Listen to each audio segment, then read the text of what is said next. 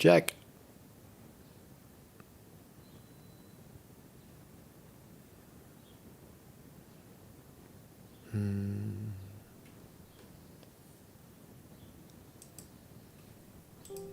Let's check. 1, 2. I say check 1, check 2. And we are live. We're live. Welcome everybody to the program. Today is May 25 in the year 2023. What a day. What a day. What a day in our lives together. Are these times any better than times gone by? Are better times coming? Ron DeSantis. Make you feel good. Ron DeSantis announcing yesterday going to be the president of the United States. Shellyne Rodriguez turns herself in New York City for attacking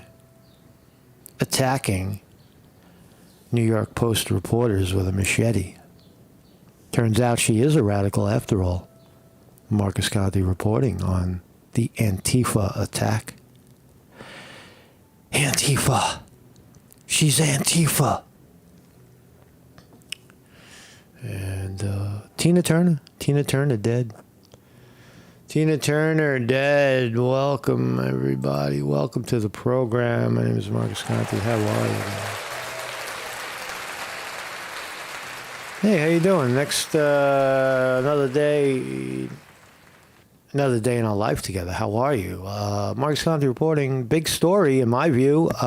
We had speculated, at least this reporter did, that Shellyne Rodriguez, the crazy black dreadlock lady who attacked the pro-lifers at Hunter College in the auditorium for simply tabling some pro-life issues at a college that they attend, and then proceeded to flip the table over or throw the shit in their face violently, and then was accosted by New York Post reporters knocking on her door for an interview, and she chased them away with a machete in full view of the cameras. Not once, not twice. She threatened to chop their fucking heads off. Well, yesterday I speculated that she was the evolution of the radicalization, the radical left, the George Floyd tried and true. Not to say George Floyd, the protesters in that case were right. George Floyd appeared to be killed by police officers, and justice was served. But exactly that, justice has been served. Now let's move on. But Shellyne Rodriguez yesterday was wearing a Larry. What the fuck is this guy's name? I forgot his name already. Larry Davis, there he is, 1986, Larry Davis. Remember, I had speculated what was on her shirt. What was on the Radicals' shirt? She came out dressed like Antifa, and it turns out that her shirt is almost, inescapable evidence that's exactly who she is, right? So who is Larry Davis? Larry Davis, I didn't know who he was. I don't remember the incident, and I'm from New York City. Larry Davis apparently shot. He was wrongfully. Cops came to his house with a not so tight warrant. They entered his home and he proceeded to shoot all 6 of them. I don't think he killed any of them, but he shot 6 cops. So this is Shellyne Rodriguez's hero, right? She's wearing a Larry Davis 1986 shirt. I thought it was a reference to 1984 because I'm a little blind and I couldn't see the shirt. But a friend in the chat pointed it out. Who was it? You see, yesterday I was bending my head to see it. And where's the chat? Where's the chat? Where's the fucking chat, man? Live chat. Oh, he said it in the comments. And where's the comments? Oh, yeah. Matt Medium. Thank you very much, Matt Medium. Kudos to Matt Medium. for pointing out to me it says Larry Davis, 1986, on the crazy lady's shirt. So confirmed. And when you review it, it does say Larry Davis. And I saw 1984, but it was 1986. So we'll look at this story, a direct connection leading back to Antifa and the craziness, the craziness that is post COVID-19 pandemic. Markets also are way up this morning on NVIDIA, explosive earnings. Hey, you remember about 6 months ago when Nancy Pelosi's husband, Paul, he bought a bunch of NVIDIA calls, right? He was calling up. He was buying options, way out there options on NVIDIA. And it turns out that he was right. What kind of inside information was Nancy Pelosi's husband working with? Why did he suddenly decide to buy NVIDIA? And 6 months later, the stock is like 4 times what it was at the time. And today it's up like $80 a share. It does. Insider trading is real, and I think that would be evidence of it right there. So my name is Marcus Conte. I have a website. And Ron DeSantis announced yesterday, not a big deal. He had a Twitter glitch. Everybody making a big stink about Twitter going down. That's not a fucking stink, man. That's not a bad thing. Twitter crashed because there was 1 million people watching and they weren't ready for it. Congratulations, Ron DeSantis. 1 million fucking people tuned in to listen to Ron DeSantis have a conversation with Elon Musk. I don't know what the hell they said because I wasn't listening, but it took about 30 minutes for the shit to get up and running. And it turns out it was a rather good discussion, people are saying, but a lot on the left are calling it a disaster. Oh, you see, you fucking failed, man. It's not going to work out. Well, it did work out. He got everybody talking about it. A simple announcement. What's he going to do? Go on CNN and fucking, and throw himself into the shark pit? No, he did it with Elon Musk, and it was a success in my view. So we'll look at that too. Marcus Conte. I'm an educational, philosophical kind of guy. I do a live stream every morning because I can, and I will, and I will. Every morning, 9 a.m. right here on YouTube. Tune right in. We were doing a live Dharma gathering on Tuesdays. I think that kind of faded away, and maybe we'll do Tuesday morning. I'm just not a night person. I don't like doing night. Anything after the morning in terms of broadcasting. I broadcast in the morning. Marcus in the morning. That's what I do. That's my lane. So maybe we'll do, if people want, we could do the Dharma gathering type of program on Tuesdays in the morning. To take a day off from the news, or let the news color it. But anyway, 9 a.m. If we're ever lost and you don't know where we are, just come on over to marcusconte.com. We're across YouTube, Rumble, Odyssey, BitChute, Facebook, Twitter, Getter, Truth Social, and everywhere else. Just go to all the links and you'll see it. So we're always here, and hopefully we'll continue to always be here. I just erased my page. All right, so let's start here. Queen of rock and roll, dead at 83. Tina Turner. Love Tina Turner. Sort of. Am I a fan? Was I a fan of What's Love Got to Do with it? Oh, love, what's love got to do with it? Tina Turner. Can't play the song because then we'll get copywritten, striked. But Tina Turner, a very, very, big face in popular music. I wouldn't say so much queen of rock and roll. Who's the queen of rock and roll? Queen of rock and roll? Oh, I don't know. I might have to go with like Deborah Harry or I don't know. That's a tough one, but it's not Tina Turner, that's for sure. The Best Singers rep confirmed to Telegraph that she died at her home in Switzerland after a long illness. Rip Tina Turner. Great photographs, great life, great she was, I guess, intimate with. She was intimate with Mick Jagger. They say, I don't know. She had a crush on Mick Jagger. Here she is early in her career. 1962. What a great shot. That says fire. That says, look at that shot right there. Is firing on all cylinders, man. That's right, baby. 1962. He's playing a fucking Fender Stratocaster with a whammy bar. And Fender, he's got a Fender jazz bass in the background over there. Probably a Steinway piano. There's Tina Turner with all her kids. What's up, guys, man? So 83 years old. We kind of feel bad for her, but 83 is a lot of years, man. 83. It's quite an accomplishment to get that far. That's her second husband, Erwin. Erwin Bach. Mr. Bach. She married Bach, Tina Turner. I bet you didn't know that. Tina Turner married Bach.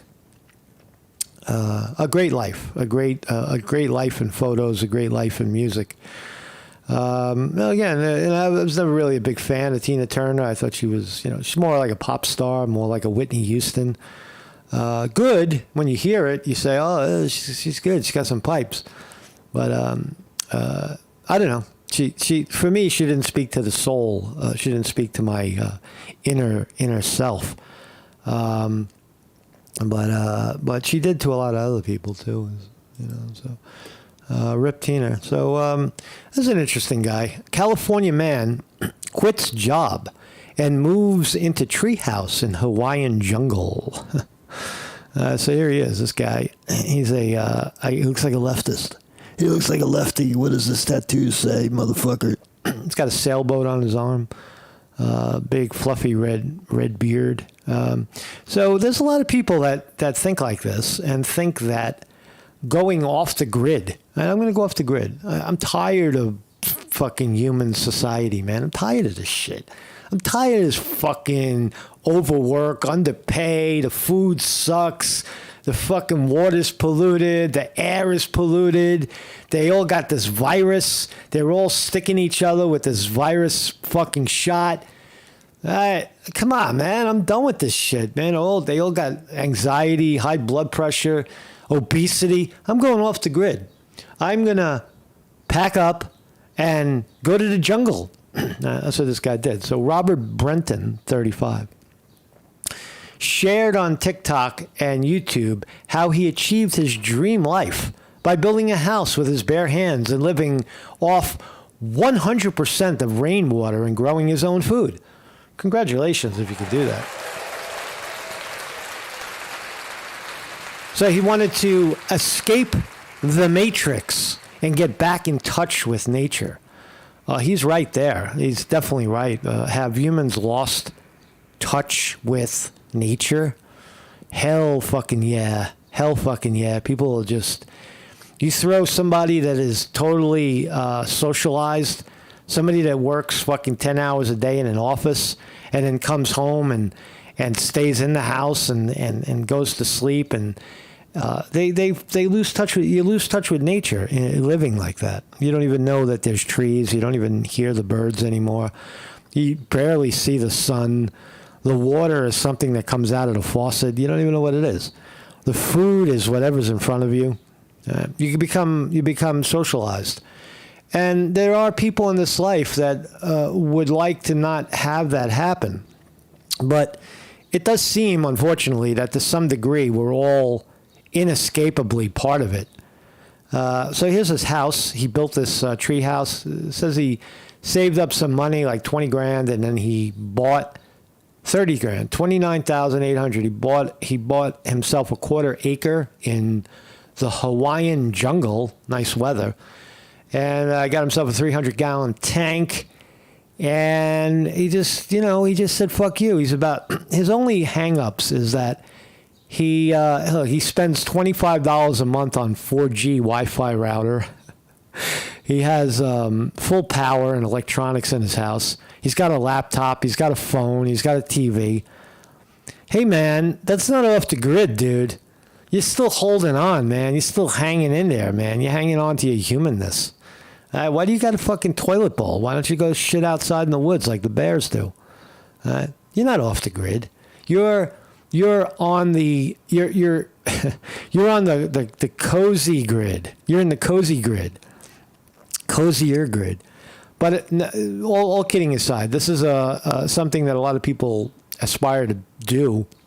A lot of people couldn't live alone. You know, that's the big problem. They can't handle not being in constant contact with other people, and well, that's something you get good at. You learn how to not depend on the crazy people around you. So he has an outdoor bathroom with a functioning sink, washer, toilet. I don't know. I would do it, I guess. I don't know, man. He's not fully off the grid. He is doing it on a rather low budget. He's not doing it. He's not just walking the way they depicted it. Oh, he just walked away from his job and then and suddenly he's living in a treehouse in Hawaii. No, there was a bit of preparation, a bit of money involved, and a bit of planning to get near that grid. So a fascinating guy. What else? So we'll talk about briefly the glitch. Twitter yesterday at about 7 p.m. or 8 p.m. hosted Ron DeSantis' presidential run announcement, the first announcement. It went off well, except for the fact that Twitter crashed when he started to speak. When him and Elon Musk both logged on, there was like 1 million people watching. And Twitter, they just weren't ready for it. They weren't ready for it. Let's listen to one of the guys that was there. Oh, here he is. Let's listen to this guy explain it. Well, what happened at the top, Laura, is just we had 1 million people simultaneously trying to get into a Twitter space, which is an online room. And, I mean, DeSantis just melted the servers. We had so much interest. I mean, I got to hand it to him. Normally it takes a Kardashian to do that. Mm-hmm. So we just had so much interest. It took about 15 minutes. We've never had that level of skill. So he says that it was just a technical problem. They weren't used to having 1 million people on this new fucking thing, this new branch of Twitter, and it crashed. Whoop-de-doo. That's all. So all that media spin you're seeing about, Ron DeSantis is a big failure, the whole thing failed. It didn't fail. Everybody's talking about it, and he got his message out there. He's running for president. Justin Falzone says, I think intelligent people are alone all the time, whether we are with people or not. And solitude suits us just fine for that reason. I agree with that. I think intelligence in itself is not the answer, but certainly intelligence, the ability to learn intelligence, but it's also the ability to be comfortable in one's own skin, right, and not need the constant distraction, the constant engagement all the time. Silence scares people. Silence. Arguably, the correctional facilities use it to quiet one's mind down, but really what it does is it lights it up. But thank you for that comment. Let's Ron DeSantis crashed Twitter. Before on Twitter, I think the biggest room's been around 100,000, and so after about 15 minutes, we just so Ron, the biggest room they had in Twitter so far was 100,000 people at once. And Ron DeSantis smashed that with 1 million people. 1 million fucking people. He broke Twitter. And you're telling me that that's a bad fucking entry into the presidential race? Are you kidding me? Moved the room to my account from Elon's account, and then it really worked perfectly. I think if your viewers want to go on Twitter, and then they figured it out. After about a half an hour, they switched, swapped, swoosh, swash, swish, swish. They fixed the technical fucking problem, and Ron DeSantis was fine. He spoke, and everybody loved him. The recording is going viral right now. They're going to wonder what all the fuss is about, because once we got started, the audio was perfect, and I think the governor was totally unflappable. And I think one thing I learned about him from this is that once we did get started, and we were, about 15, 20 minutes late. Snake says he should be on TV like a professional, pathetic and childish. All right. There was no hint of anger or irritation on his part. He was in a great mood. He didn't. He was, like I said. I disagree, Snake. Why should he go over and suck the ass of big fucking media? He did it with Twitter. Twitter rising again. You think that? Where do you think that Ron DeSantis is going to have a better shot getting good information out and getting his message out on fake pay-for-play TV or Twitter, where Elon Musk likes him and is willing to extend an olive branch to him? I would say the latter. I would say that he's better off with Twitter. Cool and unflappable. Really, I think made a great impression as someone who doesn't get thrown off his game very easily.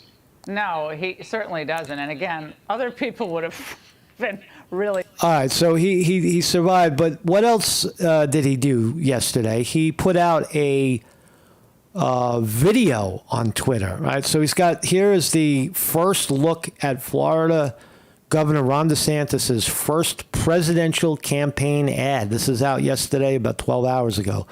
Let's listen to Ron DeSantis kick it. Our border is a disaster.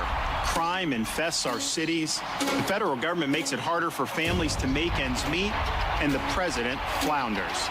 But decline is a choice. Success is attainable, and freedom is worth fighting for. I like his voice. I really like his voice. I think it's the way they recorded his voice is not right on top of the mic like this, like Marcus Conte. He doesn't sound like, "Hi, I'm Ron DeSantis and vote for me, motherfucker." He sounds more like this back here. "Hi, I'm Ron. Vote for me." You hear the inflection in his voice, how he's doing that? That's not by chance, by the way. That's production. Righting the ship requires restoring sanity to our society, normalcy to our communities, and integrity to our institutions. I like it. Truth must be our foundation, and common sense can no longer be an uncommon virtue. Right. In Florida, we proved that it can be done. Ron DeSantis proved it. Ron DeSantis, the great governor from Florida, who has a track record of success. We chose facts over fear, education over indoctrination, law and order over rioting and disorder. He did. We held the line when freedom hung in the balance. We showed that we can and must revitalize America. We need the courage to lead and the strength to win. I'm Ron DeSantis, and I'm running for president to lead our great American comeback. I'm Ron DeSantis, and I'm running for president to lead our great American comeback. Wow, how about that, man? How about that? Love it or hate it, Ron DeSantis running for president. I know a lot of people are firmly in the Trump camp. Snake said that Trump comment on it. I think he did. I think he commented something. It was some kind of, I didn't catch it. It didn't stick. But I see your point, and I see I can feel your anxiety that Ron DeSantis should be bowing to the great Donald Trump. But I don't know. Ron DeSantis, blemish-free, successful governor from Florida. Republican Party loves him. Half the country could, love him a little more than Trump. So I don't know. It's gonna. This does not rule out Trump at all. This only makes Trump more dangerous and more fucking, on the attack. Trump's going to come after him. Trump is not to be discounted. Trump will find the weakness. He will insult his wife, his kids, his mother, his state, and he lives in the state.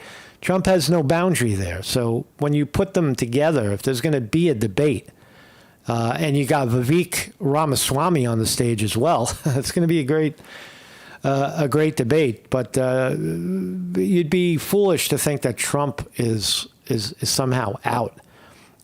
He's not out. He's not out at all. And but Ron DeSantis running for president.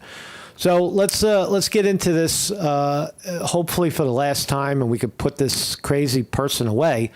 The woman yesterday who attacked New York Post reporters for knocking on the door, attacked them with a machete, didn't cut them, but certainly threatened to kill them, chased one of them down the street with the machete, put the machete right to this guy's throat. And we already know that, but yesterday I had speculated what's on the shirt. A shirt says something. I'd be interested in knowing what a shirt says. Get out of here. You can't do that. Is there a photograph of the shirt? Yeah, New York Post. What does the shirt say, man? What does the shirt say, Conti? I figured it out. I didn't figure it out. So I don't figure out anything. I make you figure it out. So Matt Medium figured it out. He says it said Larry Davis, 1986 on the Crazy Lady shirt. It's true. That's what it says, right? So yesterday on the program, I showed you the connection. I don't want to relitigate yesterday, but certainly you could see the connection. Ellie's, when we know the type. You could see the connection between her fashion and the things that they say, and their heroes, the Antifa.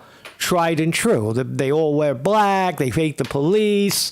It's George Floyd. It's fucking Trayvon Martin. And now it's also Larry Davis. Larry fucking Davis, right, is what was on her shirt. Larry Davis. So New York City professor Shellyne Rodriguez turns herself in to cops after threatening Post reporter with machete. Just for the background, first. So the woman who attacked the reporters turned herself in. She's 45 years old. She was caught on camera with the knife. She lives in the Bronx. I didn't know that. She lives in the Bronx. She surrendered to the 43rd precinct in the Bronx. What part of the Bronx? The Bronx is a big place. Does she live in the South Bronx, or does she live in, Riverdale, Riverside, whatever, where all the Italians live? It's a big place, the Bronx. The shocking chain of events unfolded when the veteran Post reporter, we all saw it. So there she is. Now, she's surrounded by who? It looks like a couple of radicals. Look, she's totally surrounded. Who are these people? Where did they come from? Who are these people? They just pop out of fucking nowhere? You're telling me that this fucking piece of work right here isn't connected to all of these super radical organizations, Antifa? You're telling me that Antifa is just a fucking idea? Are you kidding me? There's your evidence. There she is. She's palling around. And who are they? Look, they got masks on. Why they got masks? Why are you wearing a mask? Well, you don't want anybody to see your face? You don't want to see your face? Who's this dude? Who's this dude in the background? Who the fuck are you? Who are you? Who are you right there? That's what I want to know. We know who you are. And we know what her shirt says, Larry. Look, this is bad. Right? You have messaging going on in the world right now that says you can't change anything. You have to change it from the inside. So you get psychopaths like this who become college professors and try to influence children, influence young people to do as they say, or there will be consequences. These are people that flip out on you if they disagree. If you are having a conversation with this type of person and you talk about an issue that triggers them, for example, I don't know, sexism, racism, fucking anything, man, vaccines, abortion, whatever you talk about, they get triggered and then they attack. And she's clearly one of them. Right? Shut them up. I'll fucking kill you if you talk. So there she is again. So she turned herself in. No charges pressed that I see. So students react. With after seeing the threat. Students at Manhattan College were since fired Professor Shellyne Rodriguez taught, described her recent spat of attacks, including coming at a Post reporter with a machete, as insane. So Insane. Here's some of the other comments from kids at the school. I'm concerned about the people they're hiring as educators here. What process are they going through? That's my biggest concern right now. A 40-year-old graduating student who didn't want to be named told the Post. It's fair enough. Also, I feel like politics is deeply involved in the school, and the teachers are very much against critical thought here. People have become triggered by politics, and professors are a bit biased, the student said. Quote the student, professors here are telling us you can't say this, you can't say that. I've experienced it firsthand. Wow. So she experienced this kind of rhetoric. She's nutty, says somebody else. We've got plenty of nuts here. The professor who didn't want to give his name, another professor said. They're hiring nuts at Hunter College. Here she is with a bull cutters, a bull fucking head, pig nose. A 19-year-old accountant major who gave his name as Fang suggested it wasn't uncommon for angry teachers to have strong opinions.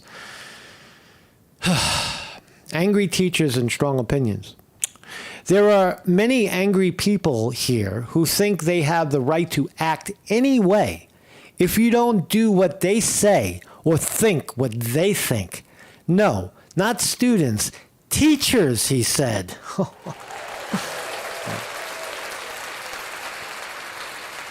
So the left's unprecedented self-righteousness and opinionation is unprecedented these days. I've never seen it so strong. Caused me to not even want to be in the same room with a lot of these folks. Again, Marcus Conte, former New York City resident, was a lifelong Democrat my whole life, voted for Obama. Voted for Bernie Sanders before that, voted for probably Bill Clinton. I think I voted for Clinton. Might have voted for Al Gore over Bush. But anyway, voted for, I didn't vote for Trump. I would have voted for Trump. I didn't vote for Trump in 2016. I don't know why. I voted for Jill Stein. I didn't see it in Trump. I see it now. But nonetheless, I don't know what kind of point I was trying to make. Oh, yeah. The point I was trying to make is that once upon a time, this reporter was left-leaning, right?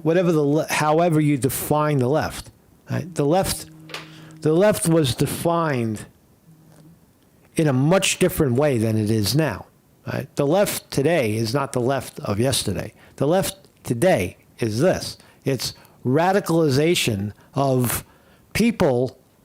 It's just total, as this person says, total bizarre behavior. I mean, I'm shocked about the machete thing. So so there she is. So who is Larry King? Right? She's wearing clearly in the video.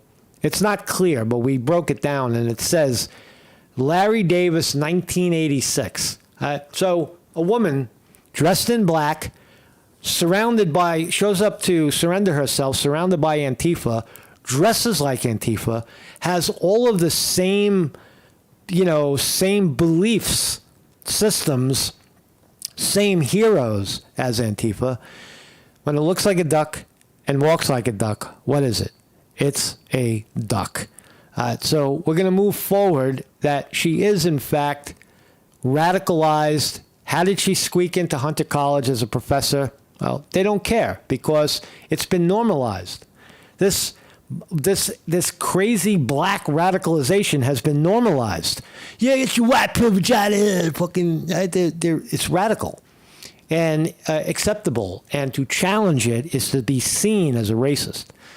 To challenge the radicalization is to be labeled a racist. That's the way of attacking. He's against us. That means he's a racist, man. Look at him. He's a Trump supporter. He's a white supremacist racist. He can't even see it, which makes him even more racist. That's what's going on in the mind right here. That's what's going on in your mind, Shelley. It's going on. It's not outside of you, Shelley. It's all right between your fucking fro and your glasses. It's somewhere in the brain area, or in your heart as well. But she was clearly wearing the Larry Davis shirt. So who's Larry Davis? Larry Davis, born in 1966, later known as Adam Abdul Hakam, he became a Muslim, was an African-American man from New York City who gained notoriety in 1986, that makes sense, because the shirt, 1986, for his shooting in the South Bronx, right where she lives. She lives in the Bronx, so probably in the South Bronx as well. So she's walking around the South Bronx with a cop killer shirt on, a shirt, right, of a guy who shot 6 cops. Now the circumstances surrounding the shooting are gray. Now I don't know if the cops deliberately pushed into the guy's house, but he probably did something to bring them to the door. Well, let's listen. Let's watch. Let's read. For his shootout in the South Bronx with officers of the New York City Police Department, in which 6 officers were shot. Davis, asserting self-defense, was acquitted of all charges aside from illegal gun possession. Davis was later convicted in 1991 of a Bronx drug deal, 1996 murder. So he killed somebody in 1986. The guy was a fucking murderer. Did the police set him up because he shot at 6 cops? Maybe. But nonetheless, he was convicted in 1991 of murder of a drug dealer. In 2008, he was stabbed to death by a fellow inmate. So this guy, from 1991 all the way till he got murdered in jail, right? The murderer got murdered in jail. And this is her hero. This is Shellyne Rodriguez's hero. I'm wearing his shirt. Would you wear a fucking shirt with this guy's name on it? Would you wear a shirt, a Larry Davis shirt? What would propel you to want to wear a fucking Larry Davis shirt? Unless you were a radical and you believe that the police need to be shot at to keep them in place. So legal defense contended the raid was pretense to murder Davis for knowledge of officers alleged complicit in illegal drug sales. Yeah. Big conspiracy. Hey, everybody in jail, everybody like Larry Davis is innocent. Go to jails. They're all innocent. I didn't do it. I was framed. The police, they set me up. No, you're a fucking drug dealer. You're running around with drug dealers, and you killed one of them in 1986, and they probably knew it. And that's why they came in your house with fucking guns drawn, and they didn't know you had a gun. You shot them. Right? You were a better shot that day. Lucky you. But that's not the point. Who cares about Larry Davis? He's dead. A cop shooter, dead. But Shellyne Rodriguez, she cares. She's like, no, man. He's my boy. He's my guy. He's my guy, man. This Larry Davis. Larry Davis, 1986. She's proud of that shirt. She's educating people on who Larry Davis is. Oh, you don't know who Larry Davis is? Excuse me, ma'am. Who's Larry Davis, 1986? And she tells you. She says, well, he was a very brave man who was accosted by the police and dragged off to prison and then was found innocent of that, acquitted. And she fails to mention that in 1991 he was convicted of murdering the fucking drug dealer in 1986 and was spent the rest of his life in jail for murder. So she's got a convicted murderer on her shirt. Yeah, man. So Larry Davis, thanks, Larry. Thanks for the report. So let's ding. The markets are open. Man, are they up? The markets are way up. Let me get. I need to refresh right there. Okay, not as much as they should have been, but they're up enough. They're up enough. We're going to take this. We're going to take yeah. Look at that bang. Look at that boom. Look at the boom in the Nasdaq. Look at that boom in the Nasdaq. The Nasdaq is booming. The Nasdaq is booming. Let's look at the big board. What's driving the Nasdaq this morning is blowout earnings by NVIDIA. What Wall Street is saying on NVIDIA's guidance for the ages. It looks like they blew fucking earnings away. NVIDIA Corporation, NVDA, up $73 a share right now. This is the one Paul Pelosi, remember Paul Pelosi? Fucking said they were buying calls on NVIDIA 6 months ago. I don't know the exact dates, but it was sometime back around Christmas time, right? When it was all the way down. It was getting crushed. Right, down here to $120 a share. And now it's $376 a share. Holy shit. Grand slam, Paul Pelosi. He must be a Wall Street genius, him and Nancy. They're fucking geniuses, man. How did they know? How did they know that NVIDIA was going to publish blowout fucking earnings? Well, they must be very smart people. They must. You can't speculate that they knew anything from the inside. That would be foul. Because Paul Pelosi, the guy who killed his brother in a drunken driving rage when he was 19, and then crashed his fucking Maserati recently and got another DUI.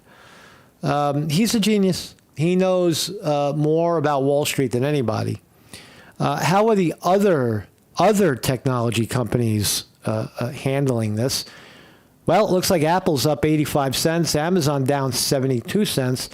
Google, the mighty Google that owns YouTube and the stock that always goes up, is up $2.53. Meta, formerly Facebook, up $2.50. Microsoft up $7.23. Big day for technology. Rivian even up 5 cents. We'll take it. Tesla up 10 cents. No hard feelings there after Elon Musk fucked up the live stream with DeSantis. Didn't really fuck it up. He brought attention to it. 1 million people. Remember, 1 million people. The reason why Twitter crashed was because 1 million people came to hear the governor from DeSantis announce his presidency. That is fucking big. Doesn't matter what he said. It matters that 1 million people were interested in hearing that shit live. What else? Bitcoin down another 326 right now. Careful with that. I say when it breaks out over 30, it'll keep running. But be careful here. It might pull back quite a bit. Lockheed Martin, Raytheon not getting their awards today. Both down. The military-industrial complex stocks. How about the holy vaccine? The holiest of holy, Moderna, getting crushed, down another $4.60, going to the toilet. What's going on with Moderna? Yeah, man. Look, Moderna got, holy shit. So you see how you follow the money. In 2020, make vaccines mandatory. Look at this run. Look at the run. You see this big spike? It starts in February of 2020. When did the pandemic start? It was February, January, February. And you see, vaccines mandate. And you see how it makes a run up, right? And then when did everybody start to lose interest in the vaccine? In August 2021-ish, I guess. But the mandates were still in place, but it seems like it loses ground. So, look, if you don't believe that following the money is the way to understand what's going on in the world, here's your evidence, right? Moderna in February of 2020 was $25 a share. At the height of the pandemic, it went to $500 per share. That is evidence right there of money speaking, right? Get those people vaccinated. We need a vaccine. Get it. And the money poured in, and the mandates poured in, and the stock ran through the roof. Did people get sick? Did people get damaged by what Moderna, Pfizer, and Johnson & Johnson were doing? Hell fucking yeah. Now, let's look at more evidence. If that's Moderna, what did Johnson & Johnson do in the same time frame? Let's see. Well, not quite as severe. Moderna looks like the big winner in the vaccine war. And what about Johnson & Johnson? Yeah, see, Johnson & Johnson also, 2020, it was $30 a share. By the end of the pandemic, or the height of the pandemic, it was $60 a share. So that was double your money. But the big winner was Moderna. If you're into that vaccine shit, Moderna knocked the skin off the ball, man. And back, fucking shares were... Right here, February. You go back to January, you could have got this shit. No, it's August. January, let me see, January, you could have got it for $19 a share. And by August of 2021, 1 year later, it was $500 a share. Holy smokes, man. So... congratulations to the people who had it right on the vaccines. You got your vaccine, you got your holy vaccine. You feel good about yourself, and your stock went up, man. So, thank you all for joining me. Mark Sconti reporting. Hopefully, we don't have to talk about the radicalization of people today. It is scary. I don't know, scary, but it is definitely concerning. You don't know what exactly is in people's minds. And a good way to tell is stay neutral when you talk to people like this. There's no discussion with them. There's no discussing anything with a Shellyne Rodriguez. There's simply listen to them. Listen to what they're saying, and you'll get confirmation of their radicalization. You don't have to say anything. You don't have to explain anything to them. You just listen to them, and you hear it. And maybe someday there'll be an opening so that you can show them, you can explain to them their wrong perceptions of the world. But if you push back, then you're triggering them because they're deeply, deeply in their own mind. And so much so that they might even pull a machete on you because they think they have to. They have to stop you. You're fucking violent. You're violent. Remember she said that, Shellyne Rodriguez, very revealing. She said to the Hunter College pro-life students, this is violence. This is violence. What's violent? The perception of a table of two college kids talking about pro-life is violent. Right? The perception of violence. But what she's doing is not violent. Running around with a fucking machete is... for people who knocked on your door. The guy knocked on your door. It's not the end of the world. It's not nice, but it's not enjoyable.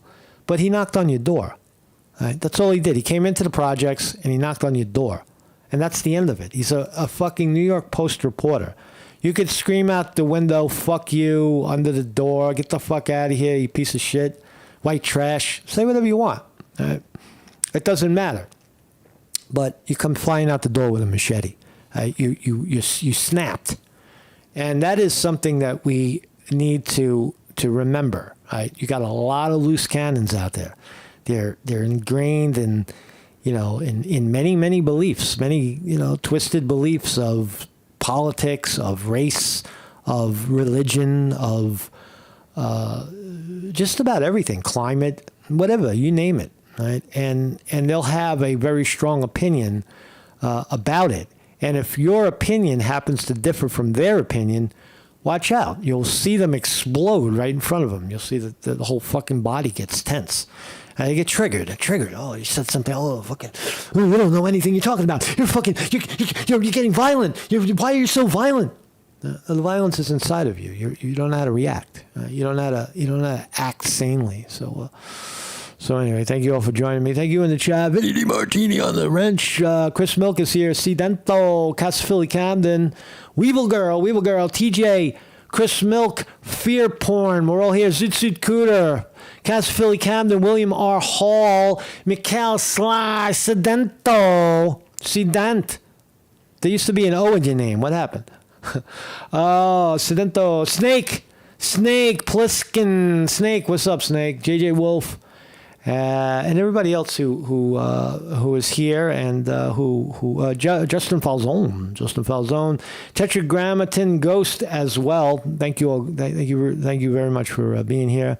And hey, look, you don't have to agree with me. That's not the point of this show. Is for you not to agree with me. It's just to look at some of these issues that are happening in our world, right? And try to make fucking sense out of it. And so I need you to do that. So I'll see you guys tomorrow. Marcus Conte reporting.